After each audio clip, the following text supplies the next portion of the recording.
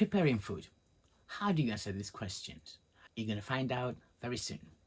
Hello, I'm your host, Zack, and we're going to go through all the questions for the p.i.p assessment and what does it mean and how to answer these questions.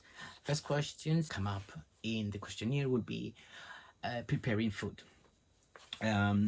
So I'm gonna have some notes from Citizen Advice Bureau, and I'm gonna take it through from there. Preparing and cooking a meal. What this question means. This question is about how your condition makes it difficult for you to preparing a simple meal for one, heat it on a hob or in a microwave until it's safe to eat. Yeah, those two. The hob or microwave must be at waist height, so the DWP is not interested in any difficulties you have bending down. It's unlikely your idea of a simple meal is the same as the government's. It's helpful to base your answers on this example. Peel, chop, and boil 2 large potatoes. Open a tin of sweet corn and fry a small piece of meat or fish. This is what preparing food means. So this question isn't about whether you need to eat a special diet. It's about your ability to carry out tasks to prepare and cook a simple meal, like turning on taps or using a cooker safely. For example, for me, because of my condition, most of the time I touch hot surfaces and I burn myself because I already forget that it was already on the oven or it's already hot. And that happens quite often. It's not just one-off. So then we go to part A of the question. It says, do you use an aid or appliance to prepare a simple meal? I'm gonna speak about the descriptors in another video. So the answer would be yes, no, sometimes.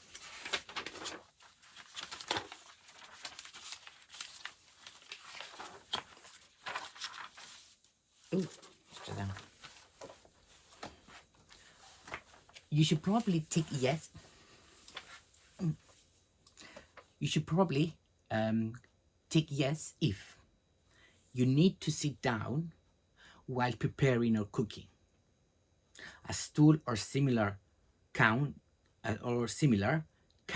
as an aid. You have a prosthetic limb. You take rest breaks while preparing or cooking. You use an aid either all the times or sometimes. Then question goes to B. Do you need help from another person to prepare a cook a simple meal? Yes, no, sometimes. You should probably tick yes if you're likely to undercook or overcook your food. Someone's help reminds, encourages, supervise, or assist you. Someone stays with you or check on you to make sure you're safe. You're at risk to injure, like burning or scalding yourself. You need help to read or understand numbers. For example, when following simple recipe or using timers. You need help, but you don't get it. So what to write is important to tell It's important you tell the DWP more by explaining your situation in the box. Just take your time and write as much as you can.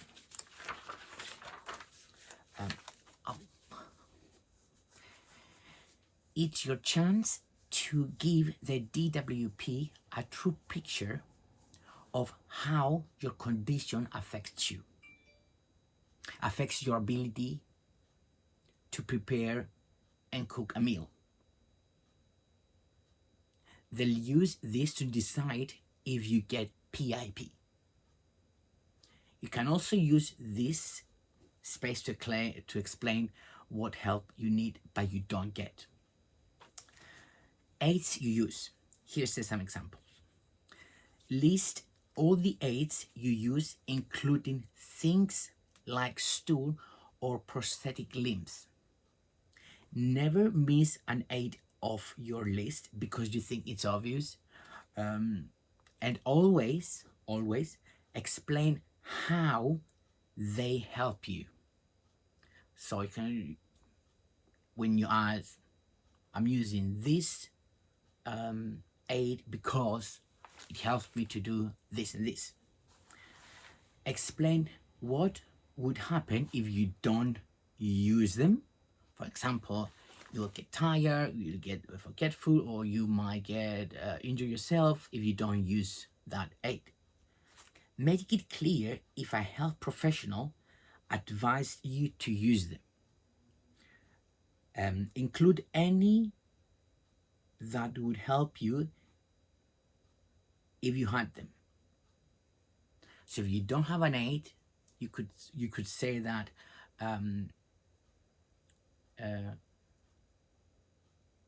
I could use this aid to help me with this, but I don't get that help or that person to help me. Include any that your condition prevents you from using.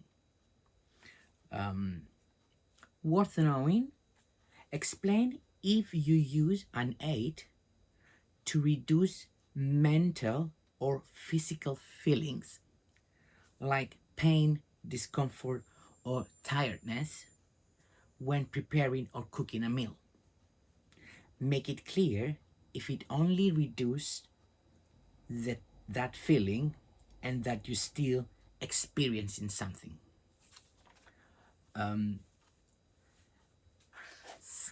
Someone reminds, encourage, supervise, or assist you.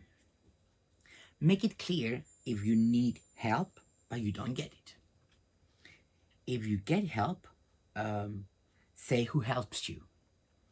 For example, a relative or a friend. And doesn't have to be always a carer. And explain why they help, how they help, how often they help. Don't just write, oh, they're coming for coffee to visit me and chat a little bit, and then if I'm hungry, then they can do with my food.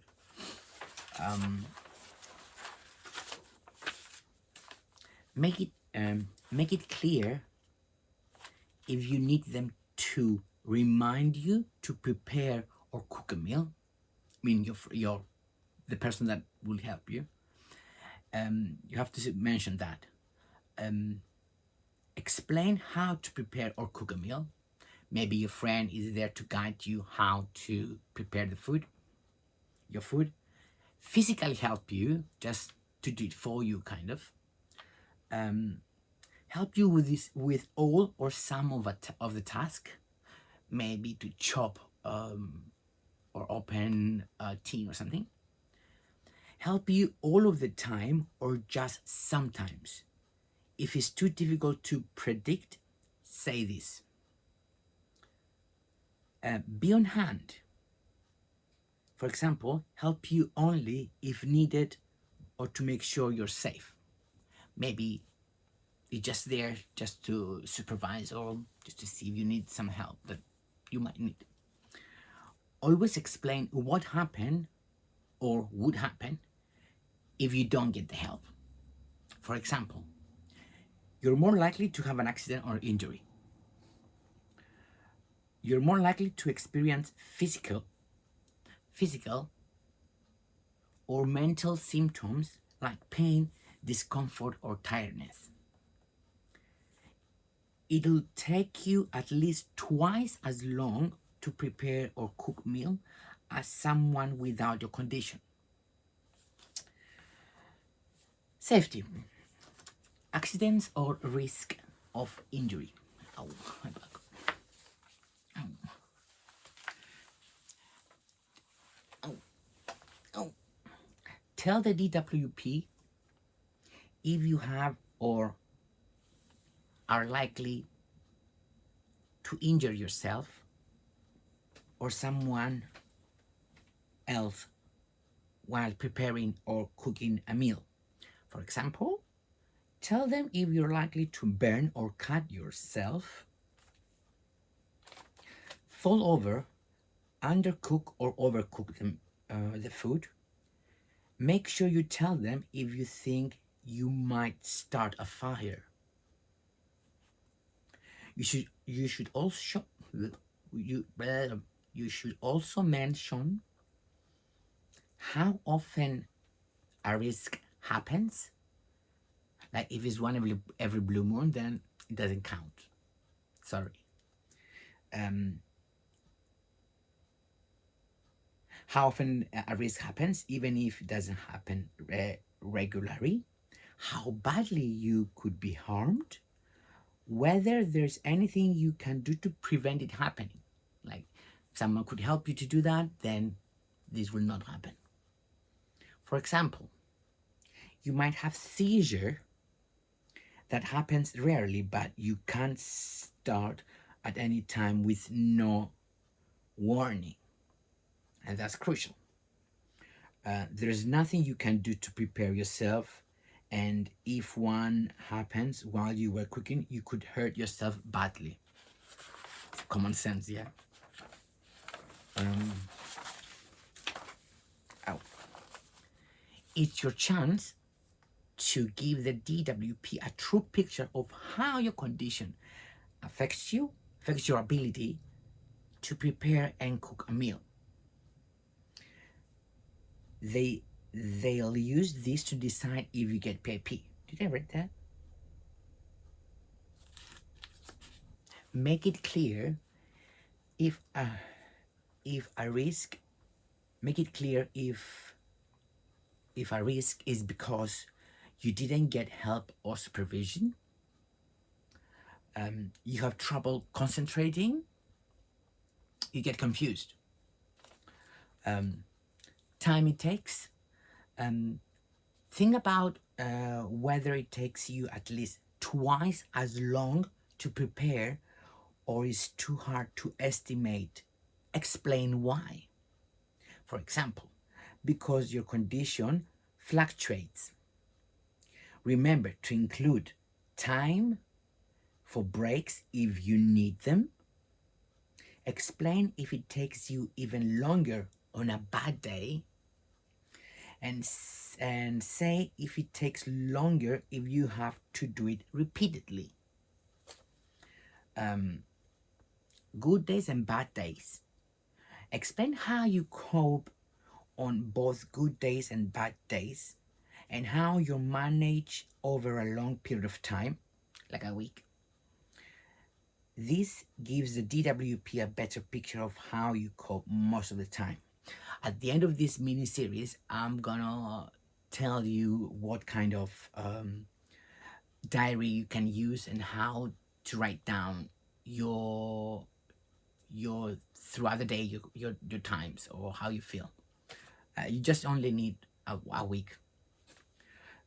Make it clear if you have good days and bad days, how often you have bad days, if you have bad days more often than not, how your difficulties and symptoms differ on good days and bad days. For example, you can finish preparing a meal on you or you only use pre-chopped vegetables, which is not I think you should be able to use fresh vegetables to cut yourself, not pre-cut. And it's okay to estimate your bad days, but say if you are. It's okay to estimate your bad days, but say if you are. If it's too difficult to estimate, explain why. For example, because your condition fluctuates. Symptoms like pain or tiredness. Explain if the difficulties you have preparing or cooking a meal cause you any physical or mental symptoms like pain, discomfort, tiredness, or lack of motivation. It is helpful to explain the symptoms and give an example, including how often you have them, how long they last, if they're likely to increase the risk of an accident, if they affect your ability to carry out any of the other activities on your p.i.p claim form. Example: Brian can prepare his breakfast without help, but because this leaves him tired physically and mentally, he can't prepare his lunch. On a bad day, which is about twice a week, he only often be too tired to get dressed or go outside. And that's the short part. I'm gonna read also this quite fast. Yeah, because it's quite long. I don't want to keep you waiting. So preparing food. What? It's okay if I don't look at the camera, yes, because I want to read it straight for you, yeah. So don't, yeah, just listen. So what this activity is about? This activity is about your ability to prepare a cooked one-course meal for one person.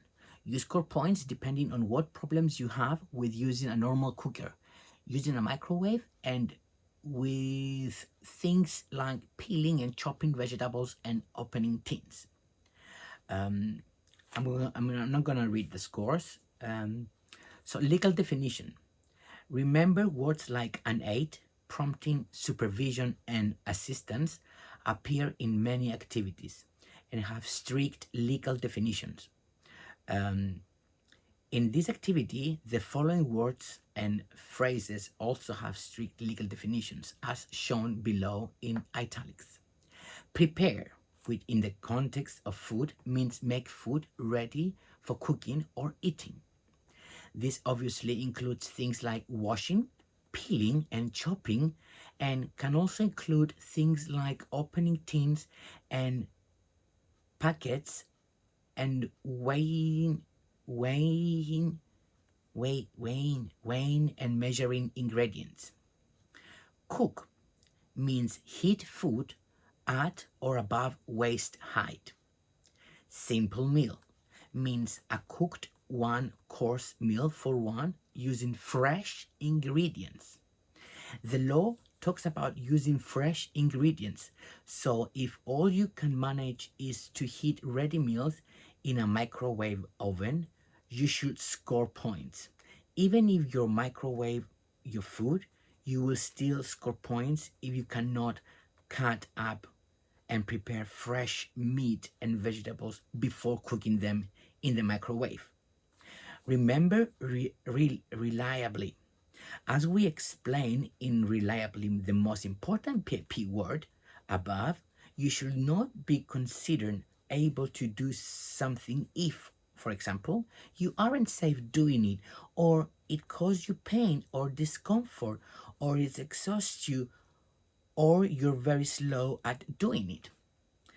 It is not safe for you to handle sharp knives or hot food, for example, then above may apply to you. Then E may apply to you. Okay. If preparing a meal would exhaust you, or it will take you an extremely long time, even if the system of supervision, then the F may apply to you, which is cannot prepare and cook food. You may score points if you can only cook a very limited range of meals. See p.i.p/3 3739/2016 involved a claimant who could only cook a fry up. It was decided that it would be absurd to say that they could prepare and cook main meals.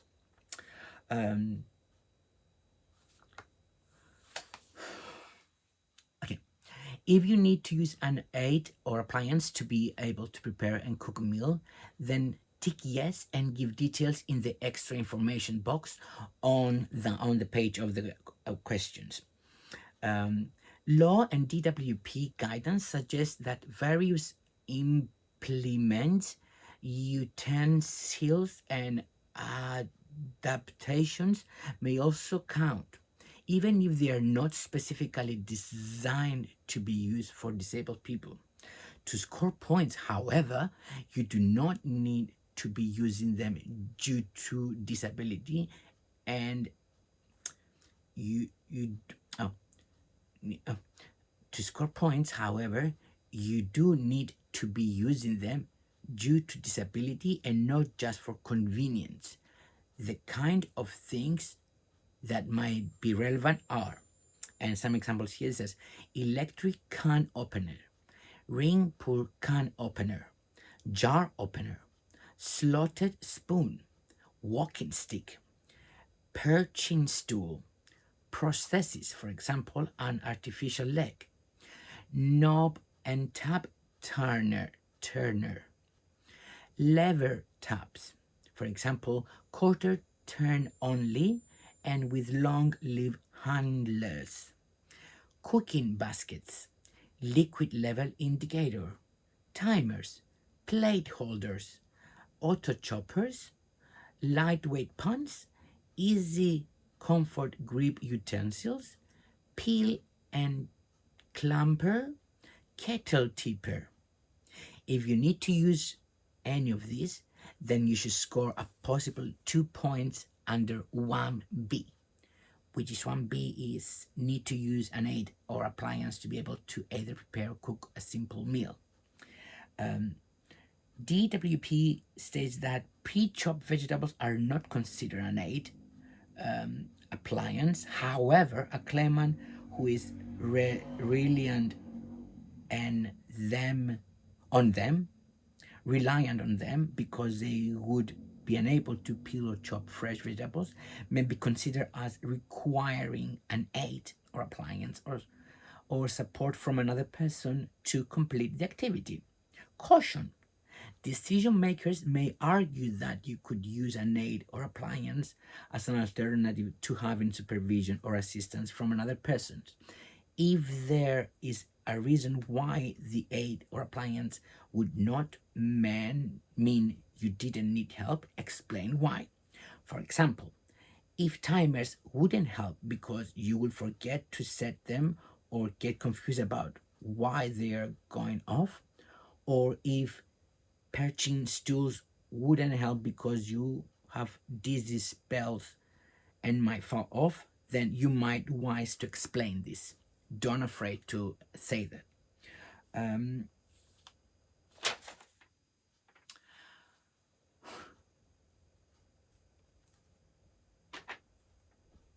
Cool. And so I'm gonna give you now. So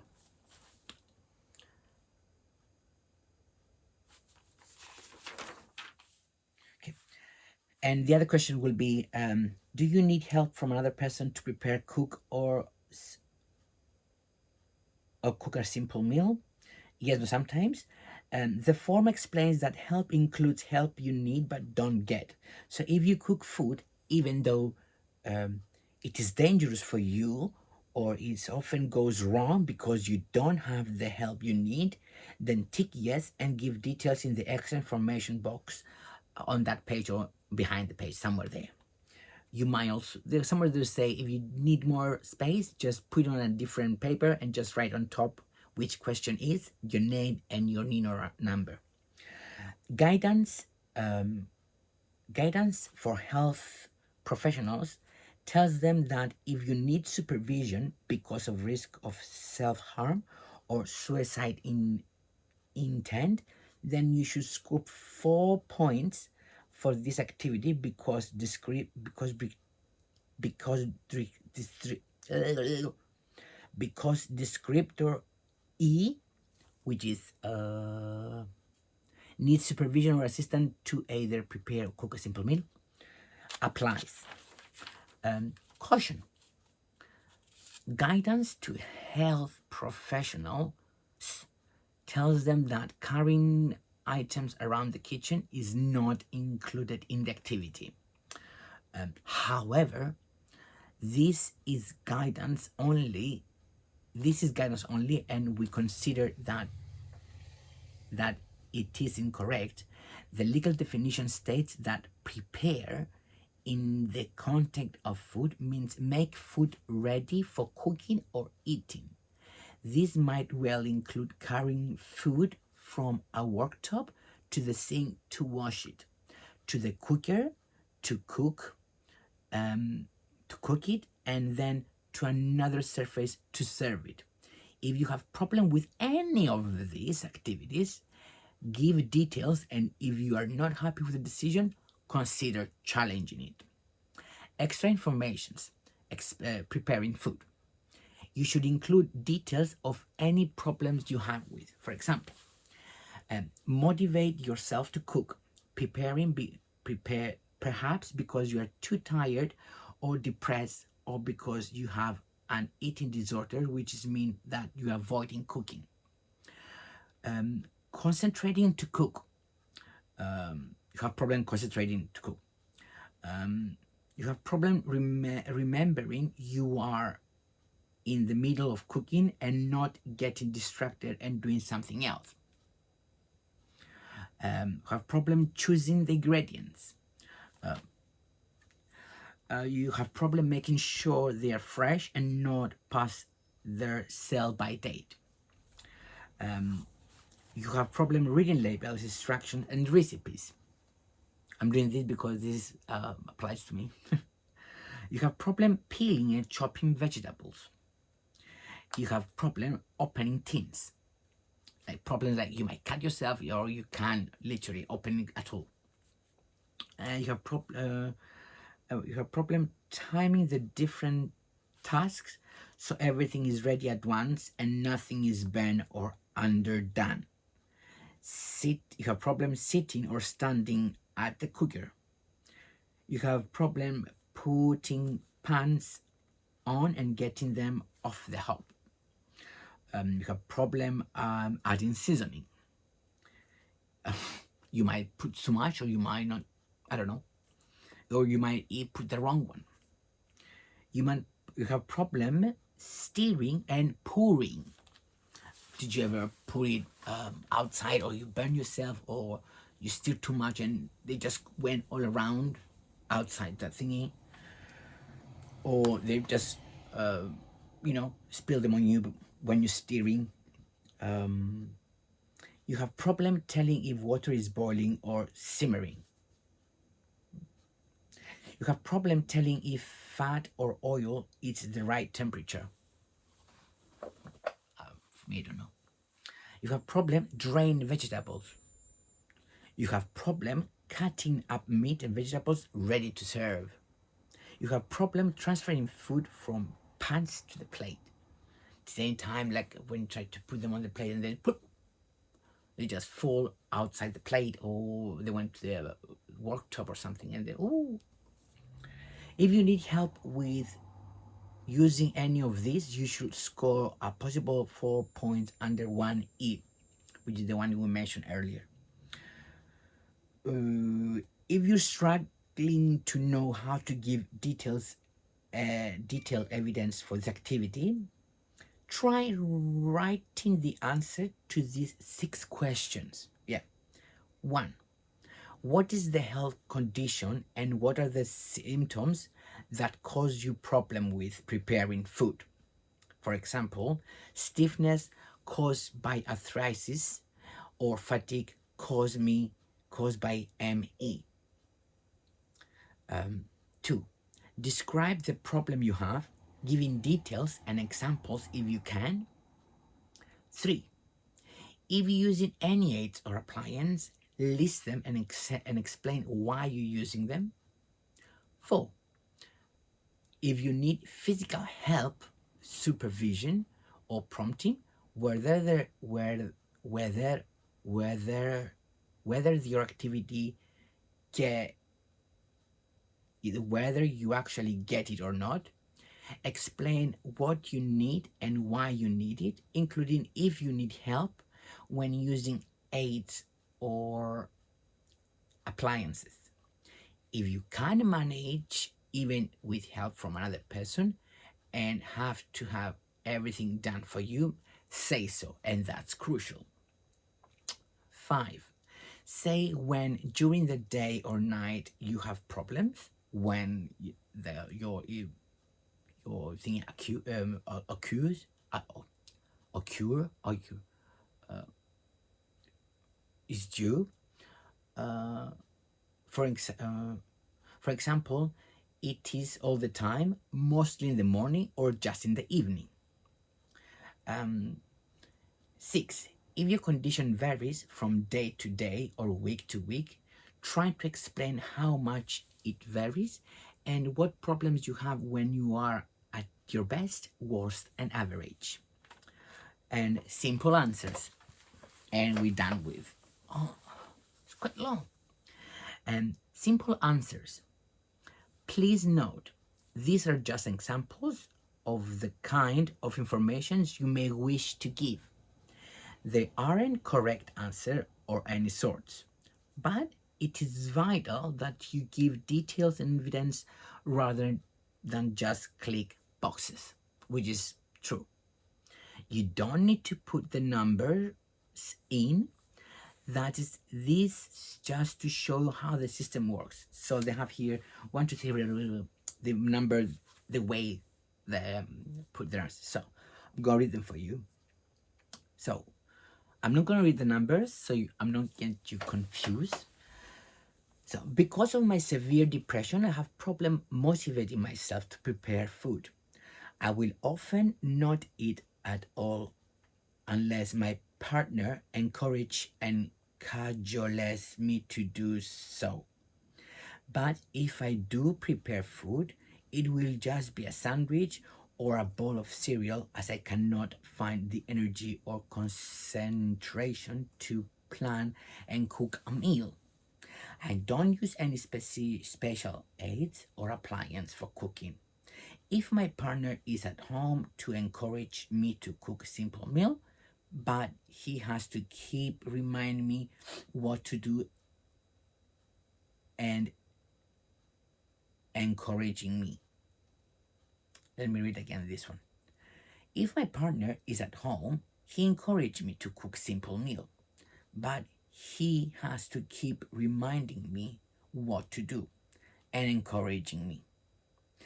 I am sometimes more motivated first thing in the morning, but I become very drained and depressed in the afternoon and evening. I don't have better days, but I do have worse days on average about twice a week when nothing my partner says make any difference at all. And last example, because my arthritis, my hands, because my arthritis in my hands, I have great difficulty gripping things. I have cut myself whilst trying to use a knife to chop vegetables, and I have scalded myself by dropping a pan full of hot water. Trying to do most things in the kitchen is painful, and I am very slow and unreliable when cooking and tend to drop things a lot.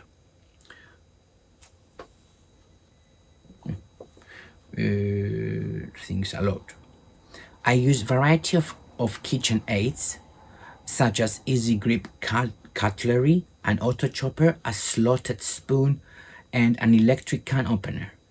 However, while these make it slightly less dangerous for me to prepare a meal, they don't stop it being very painful. My wife will no longer let me cook unaccompanied because she does not consider me to be safe in the kitchen. I never handle heavy or hot objects anymore and will only chop things that fit in the auto chopper. My hands are always at the most painful in the morning, but my grip strength remain poor throughout the day. My hands are better in warm and dry weather and worse on cold, wet winter days. But even in the best weather, the difficulties I have described above would be the norm. And that's it. I mean, I hope this will help you to answer your preparing food questions. So the next question will be eating and drinking. So if you like this video, click the like button and subscribe to my channel for more p.i.p content. Thanks for watching, and I'll see you on the next video. And if you haven't checked my previous videos, you can check my playlist about my p.i.p consultation that I had recently, and my recordings about with a health professional. Have a look on that, and I'll see you next time. Bye bye.